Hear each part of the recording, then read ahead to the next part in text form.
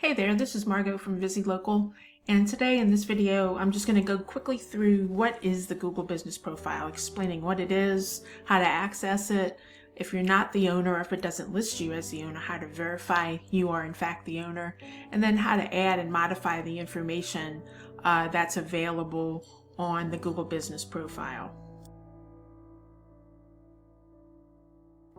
Okay, so first of all, what is the Google Business Profile? It's basically what it says. It's your business's profile on Google. So if you would Google your name, Google the name of your business, this should come up if in fact you have a profile listed in Google. And if you don't, then you're going to have to add it. But Google has called this a number of things. It used to be called Google My Business until very recently. They've changed that in the last few months. It was Google My Business for a long time, and before that it was Google Plus.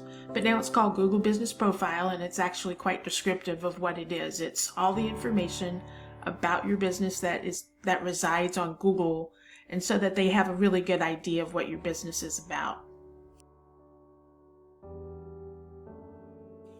Okay, now how do you access your business listing?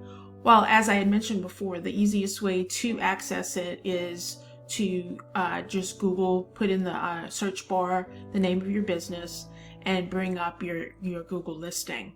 And if in fact there is a Google listing, it'll show up. Now, make sure you're signed in to the Google address that manages the business. If so, you'll see these words here: you manage this business profile.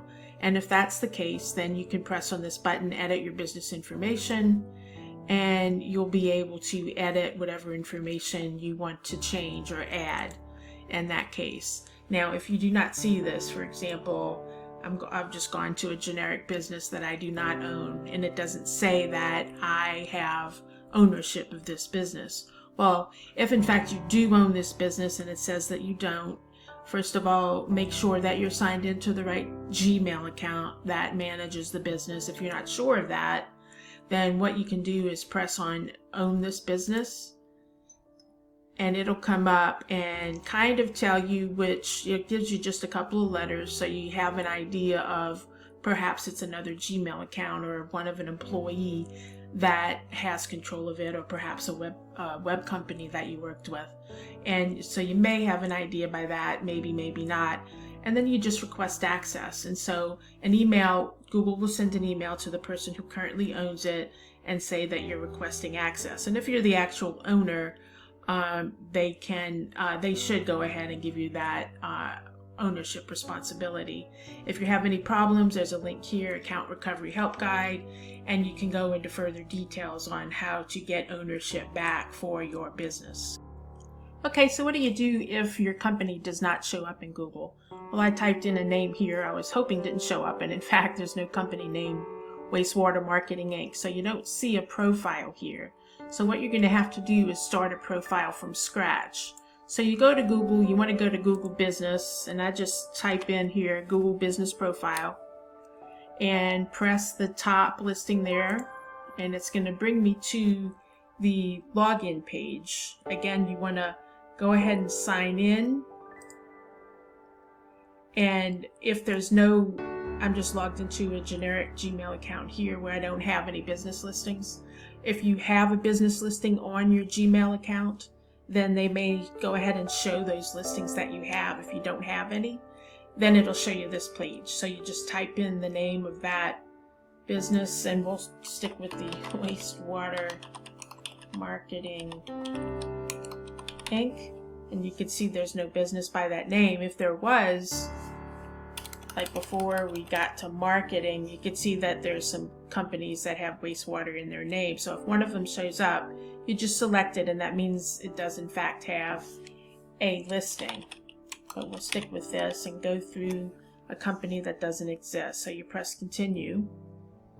And so you get to this page where you list, are you a service business, meaning you visit customers, meaning you don't have a local store, or do you in fact have a local store, or are you strictly an online retailer? So we're going to say we're a service business, that we visit our customers, and list our category here as marketing, and they'll bring up some related.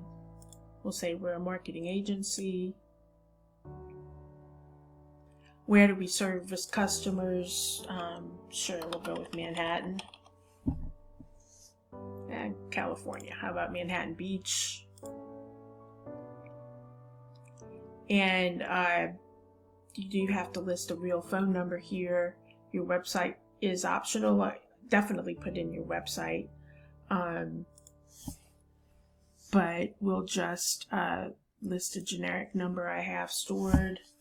And wastewatermarketing.com.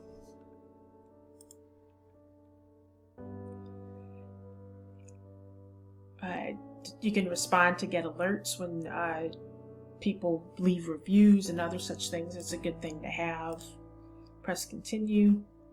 Here's the part where you're going to have to get into verification. For now, I'm just going to press verify later, and you can see here it's asking for our mailing address, and it says that the actual address will be hidden from the public because we're a service business. Now, if you're an actual local business, you have to list your actual address, and it will be shown to the public, and that's very important to do so. But for now, we'll verify later. It'll continue to ask them some questions, and we're going to go through that in more detail in an optimized section. So I'm just going to skip through these pages. Okay, there were a number of pages you go through to provide information. You can do it all in the beginning as you go through, which is good if you have all the information in front of you. If not, you can skip, and it's something that you can easily modify later. But you'll eventually get to this page. It says your edits will be visible once you're verified. Let's continue. And you can see this is what your listing looks like in the search. Okay, now to verify your business, you're going to come back to what's listed in Google search for your business, and you'll see that you need to get verified. So you just press the get verified button, and this pop-up will come up. Now you're going to have to list your actual mailing address if you haven't done so already. So I'm going to go ahead and put that in, pause for a second, and see you on the next screen. So when you get to the next screen, they're going to tell you the ways in which you can verify this particular business. And it's kind of unusual for a brand new business to be given the option of a phone call, but if they do provide that to you, definitely take it. It's the quickest way to get verified. And you can request a phone call or a text. If it's a call, it's an automated call. And all they're going to do is give you a code. And once you press this number, they're going to send it to that number. And it'll bring up another screen. I'm not going to do that because this isn't a real business. I don't want to verify it. But they're going to give you the code. You simply fill in the code, press enter, and you're verified. It's that simple. So if they do give you the phone option, definitely take it. And this should be the same. This should be the phone number of the actual business. Now, the second option that they've provided here is email. And again, this is a very unusual. Usually it's by postcard only when you have a brand new business. And here they're giving you two very simple ways to verify the business. By phone or by email. And if it's an email, it has to be at the domain name for your business. And so if you don't have that, you're not going to be able to use email. But if they do give phone as an option, then definitely choose that route. If not, go ahead and enter your email, press email, and it'll be sent to that email account right away with the code. Again, just come back to this screen, put in the code, and you're verified. So those are two very quick options that aren't always given by Google. Okay, and in this last part, I'm going to show you there's actually two ways to access the information about your business and update it. And so first, as we mentioned before, if you just put your business name into the Google search bar, press enter, your business profile should come up. If not, there's a problem and we need to address that separately. But once it comes up and after you verified it, you should have this. And make sure that you're signed into the Gmail account that manages your business. You'll have you manage this business profile. And so within search, you can make modifications by editing your business information, clicking on that link. And you can see there's various tabs for different pieces of information about your business. And you can go in, and if you hover, you see the pencil marks.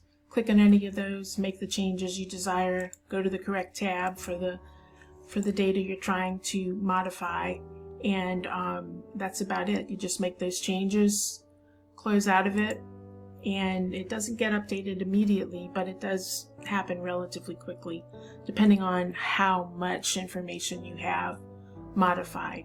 The other way is to and go to the Google Business Profile Manager. So you go to Google Business like we have done before.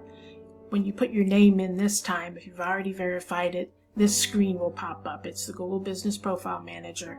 And you can see here in the left-hand menu that you can do quite a bit more than just update the business information. You click on Info, and the screen comes up that has pretty much what you were able to do within Search. Change your hours, etc. And again, you just hit the pencil mark, change the information, and you're good to go, and it should be updated relatively quickly.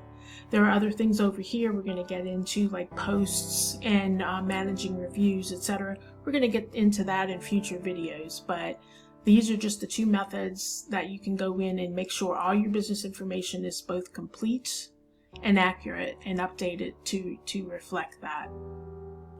That's all we have for you today on what Google Business Profile is all about and the basics on it, but stay tuned for future videos where we go into a lot more detail on how to optimize it so Google puts you in that map 3-pack at the top of the page.